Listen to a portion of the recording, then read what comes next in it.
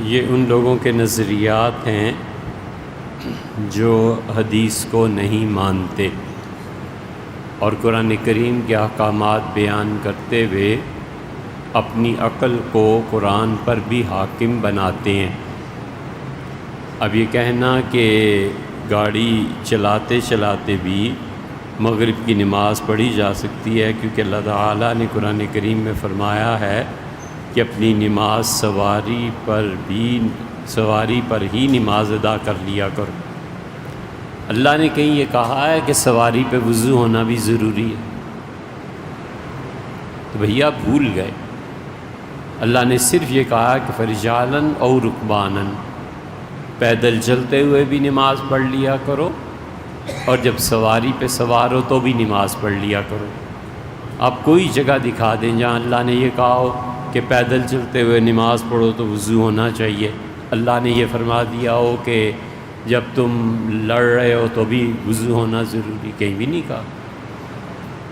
اگر عقل ہی سے کام اتنا چلانا ہے تو اس کو بھی کر لو۔ اللہ تعالیٰ نے کہیں یہ نہیں فرمایا کہ روزے کی حالت میں تم نماز ایسے پڑھو اور جب روزہ نہ ہو تو ایسے پڑھو۔ یہ سب نتیجے ایک ہی ہیں کہ عقل کو کتاب و سنت پہ غالب کر کے مسائل کو عقل سے ثابت کرنا اور اللہ کے جملوں کی تعویل اور تشریح ایسی کرنا جو خود حضور صلی اللہ علیہ وسلم بھی اس کے قائل نہیں رہے۔ یہ جو آیت کریمہ بھیا آپ پیش کر رہے ہیں نا، یہ حالت جنگ کی ہے، فرجالن اور رکبانن۔ اللہ نے کہا دشمن اتنا شدید تم پہ اٹیک کر رہا ہو کہ تم صف میں کھڑے ہو نہیں سکتے، صفیں بنا نہیں سکتے، تو جس حالت میں ہو نماز پڑھ لو، چاہے تم پیدل بھاگ رہے ہو تو بھی نماز پڑھو،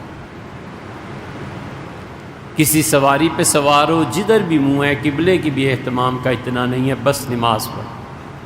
یہ کہا امت آج تک ایسے نادر و نایاب معانی نہیں سمجھی جو انہوں نے سمجھے ہیں۔ انہی کے ایک تھے، کافی عرصہ ہوا، انہوں نے قرآن پاک کی تفسیر لکھی تھی، کوئی 2000 صفحات پہ مشتمل جلد۔ اس میں انہوں نے پورا زور لگا کے دکھایا کہ بیت اللہ جو ہے اس کو گرا دینا چاہیے، اور ہماری میڈیکل کا اور انجینئرنگ کا تقاضا یہ ہے کہ بیت اللہ کو پھول کی شکل میں لاجوردی نیلے رنگ کا پھول ایسے کرنا چاہیے تاکہ لوگ زیادہ سے زیادہ اٹریکٹ کریں۔